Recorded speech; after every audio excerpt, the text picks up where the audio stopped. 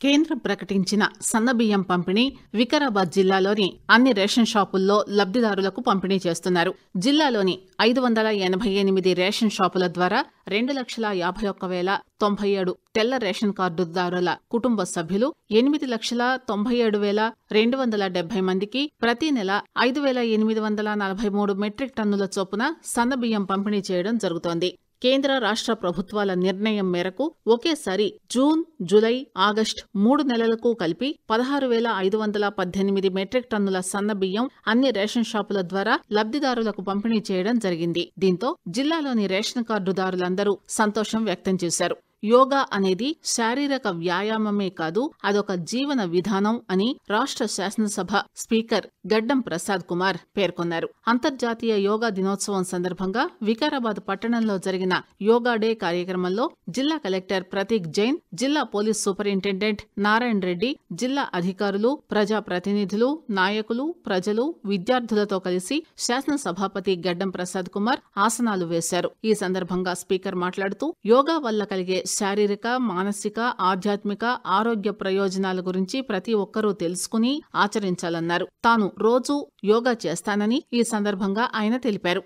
అంతర్జాతీయ మాదక ద్రవ్యాల నిర్మూలన దినోత్సవాన్ని జిల్లా వ్యాప్తంగా పోలీసులు, పలు స్వచ్ఛంద సంస్థల ప్రతినిధులతో కలిసి నిర్వహించారు. ఈ సందర్భంగా వికారాబాద్ లోని ఎన్టీఆర్ చౌరస్తా నుంచి బీజేఆర్ కూడలి వరకు నిర్వహించిన అవగాహన ర్యాలీలో జిల్లా ఎస్పీ నారాయణ రెడ్డి, జిల్లా కలెక్టర్ ప్రతీక్ జైన్ తో పాటు జిల్లా యువజన క్రీడా శాఖ, శిశు సంక్షేమ శాఖ, పోలీసు శాఖాధికారులు, సిబ్బంది పాల్గొన్నారు. అనంతరం జిల్లా కలెక్టర్ మాట్లాడుతూ యువత చెడు అలవాట్ల వైపు ఆకర్షితులైతే వచ్చే నష్టాలతో పాటు తల్లిదండ్రులు, కుటుంబ సభ్యులు పొందే దుఃఖం అధికంగా ఉంటుందని పేర్కొన్నారు. అందువల్ల చెడు అలవాట్లకు మొదటి నుంచి దూరంగా ఉండాలని సూచించారు. జిల్లా పోలీస్ సూపరింటెండెంట్ నారాయణ రెడ్డి మాట్లాడుతూ విద్యార్థులకు చదువుతో పాటు సంస్కారం, క్రమశిక్షణ చాలా కీలకమని, వీటిని ఎట్టి పరిస్థితుల్లోనూ కోల్పోవద్దని హితవు పలికారు.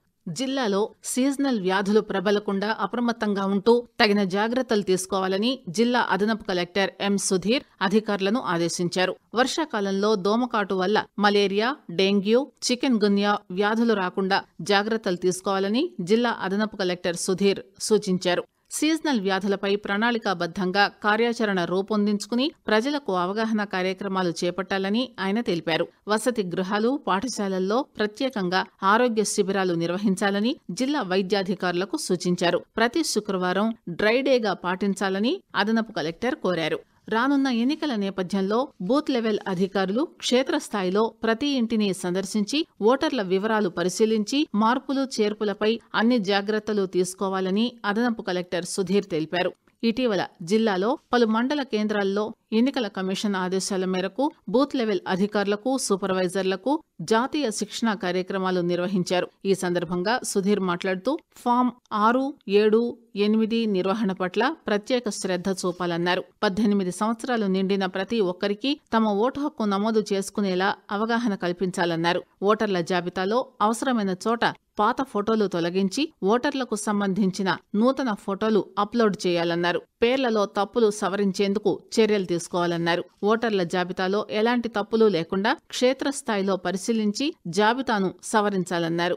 ముఖ్యమంత్రి రేవంత్ రెడ్డి సొంత నియోజకవర్గం కొడంగల్లో 10 కోట్ల రూపాయల వ్యయంతో నూతనంగా నిర్మించే పోలీస్ స్టేషన్లకు police housing corporation chairman Gurunath రెడ్డితో కలిసి police director general DGP Jitender శంకుస్థాపన చేశారు. వీటిలో Kodangal police station, circle police station, Dudyal police station, Bomraspet police స్టేషన్లు ఉన్నాయి. ఈ సందర్భంగా డీజీపీ జితేందర్ మాట్లాడుతూ ప్రజల సౌకర్యార్థం అధునాతన సౌకర్యాలతో ఈ పోలీస్ స్టేషన్ భవనాలు నిర్మిస్తున్నామన్నారు. రాష్ట్ర వ్యాప్తంగా మాదక ద్రవ్యాల నివారణకు పగడ్బందీ చర్యలు తీసుకుంటున్నట్టు ఆయన చెప్పారు. ఇతర రాష్ట్రాల నుంచి మాదక ద్రవ్యాల తరలింపుపై ప్రత్యేక నిఘాతో దోషులను గుర్తించడంతో పాటు చట్టరీ చర్యలు తీసుకుంటున్నట్టు తెలిపారు. ప్రతి ఒక్కరూ మాదక ద్రవ్యాల వినియోగం వల్ల జరిగే అనర్థాలను తెలుసుకుని తమ జీవితాలను ఉన్నతంగా తీర్చిదిద్దుకోవాలని ఆయన సూచించారు.